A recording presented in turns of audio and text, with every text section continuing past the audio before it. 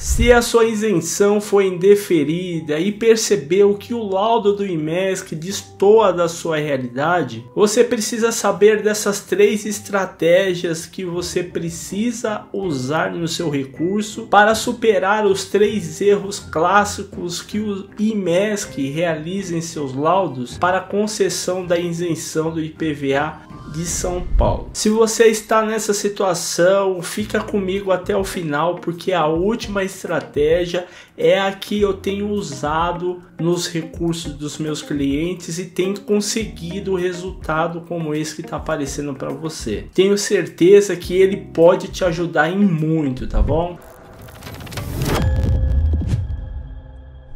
Oi, sou o Thiago, sou PCD que nem você, tenho baixa visão e sou advogado tributarista. Aqui no canal acessei, o nosso objetivo é compartilhar informações para que você tenha autonomia para administrar a sua isenção e conseguir aí sem precisar ter excessivos gastos com a manutenção da mesma, tá bom? Então vamos lá, porque nesse vídeo, como eu já mencionei, eu quero compartilhar com você as 3 estratégias que eu tenho usado nos recursos dos meus clientes e bem como tem gerado o resultado. Então eu peço por gentileza que você preste bastante atenção, faça as anotações que você achar necessário e tenha um pouquinho de paciência, mesmo que esse vídeo não seja longo, mas tenha paciência para ler os textos legais para você entender a lógica das coisas e conseguir expressar no seu recurso aquilo que você acha que está incorreto. Então vamos lá, a primeira estratégia que você pode usar no seu recurso é dizer que a fundamentação do perito ou a opinião técnica do perito não está presente no laudo IMESC. Deixa eu explicar para você. No campo parecer, o médico geralmente ele descreve a sua patologia, mas lá na conclusão em que ele aponta que você é deficiente e aponta o grau da sua deficiência, principalmente ao dizer que a sua deficiência é leve, mas ele não coloca os motivos dessa afirmação, é a ausência de fundamentação técnica. Quem está dizendo isso é o CREMESC. Olha só o que diz o artigo de número 3. Na formação de sua opinião técnica, o médico investido na função de perito não fica restrito aos relatórios elaborados pelo médico assistente do periciado. Deverá, todavia, abster-se de emitir juízo de valor acerca da conduta médica do colega, incluindo diagnósticos e procedimentos terapêuticos realizados ou indicados na presença do periciado. Tudo bem, até aí nessa parte não tem problema. O perito do IMESC ele não é obrigado a se abster aos exames que você apresentar no dia da perícia. Contudo, agora que entra a contradição, se ele utilizar dos laudos e dos relatórios médicos, mas na conclusão da perícia médica ele der um parecer diferente do que o seu médico perito, melhor dizendo, do que o seu médico assistente fez, o perito do IMESC ele precisa, conforme nós vamos ler agora, emitir uma opinião técnica. Veja só a parte final desse artigo 3º, devendo registrá-la no laudo ou no relatório. Registrar o que? No começo do artigo 3º fala formação de sua opinião técnica. Veja bem, se você detectar no seu laudo que o IMESC confeccionou dizendo que o seu diagnóstico não é, por exemplo, um grau 3, não é um grau 4 da sua patologia, mas sim que a sua deficiência, que a sua patologia é de grau leve, você pode utilizar dessa primeira estratégia. Mas o que muda na prática, né?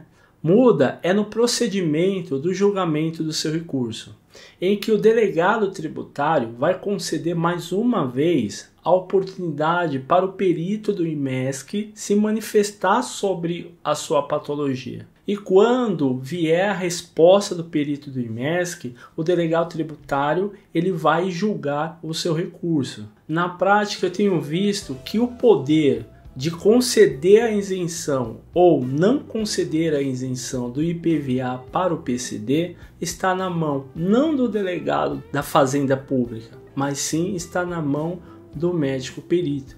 Porque olha essa decisão em que o delegado apenas fala sobre o laudo do IMESC. Ele não abordou, por exemplo, muitos tópicos que nós apresentamos no recurso. E isso gera uma indignação. Afinal de contas, o delegado ele precisa decidir e te fazer o apontamento daquilo que você está errado e daquilo que está certo no seu recurso. No meu ponto de vista, isso até mesmo viola o contraditório. Houve também a violação do devido processo legal. Se isso acontece, você precisa ver a terceira estratégia, o qual vai fazer com que o delegado te conceda a isenção mesmo se ele não quiser te dar. A segunda estratégia que você tem que usar no seu recurso é abordar os erros formais que tem no laudo pericial do IMESC. Erros formais como contradições.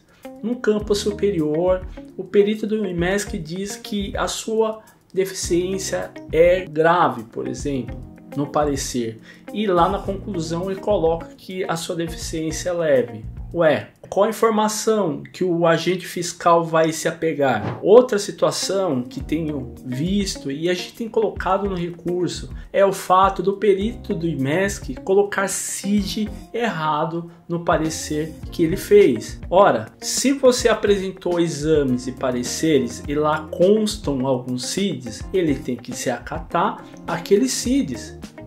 Porque ele coloca um CID que não é da sua patologia ou ele deixa de colocar os demais CIDs? Qual o interesse que ele tem de fazer isso? E isso viola a resolução qual nós mencionamos anteriormente, que está no artigo 6º, que fala sobre o laudo pericial, que diz o seguinte: o laudo pericial deve ser elaborado em linguagem simples e acessível aos seus interlocutores, de forma elucidativa quanto ao objeto da perícia, com a fundamentação das conclusões nele alcançadas e a observância dos padrões de qualidade. Se existem erros formais, isso significa que não há um padrão de qualidade. Significa que a linguagem não é clara, objetiva, geram dúvidas. Então, você precisa usar esse artigo para dar força ao seu argumento. Até porque, se o delegado tributário não reconhecer que existem erros, se não reconhecer que existem vícios, ele vai estar violando um princípio que chama da estrita legalidade. Esse princípio está na Constituição, Lei Maior do Brasil, que impõe ao executivo fazer todos os atos administrativos com base no que a lei diz. Se a lei qual nós lemos, a portaria do IMESC, diz que precisa ter uma linguagem simples, elucidativa, precisa ter fundamentação, precisa ter um padrão de qualidade, isso significa que haverá a violação desse princípio da estrita legalidade.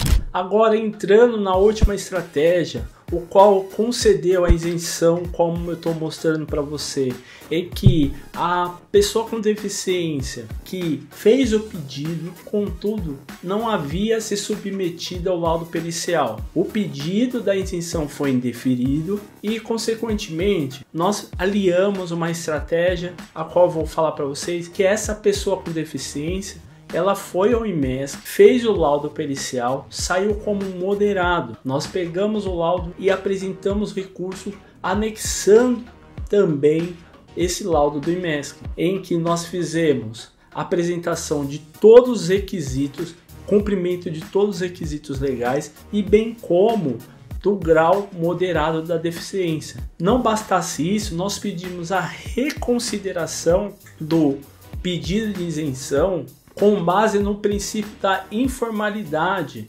Esse princípio é que traz uma flexibilidade nos atos administrativos em razão da economia do processo, em razão da celeridade, com base na eficiência, e o delegado tributário concedeu a isenção de 2024 e vai ser renovado automaticamente até que essa pessoa troque de veículo. Mas se você não sabe como fazer um recurso, assista esse vídeo que lá nós te disponibilizamos um modelo e todo o passo a passo, e você vai poder usar essas estratégias e conseguir sua isenção. Até o próximo vídeo, valeu, fui!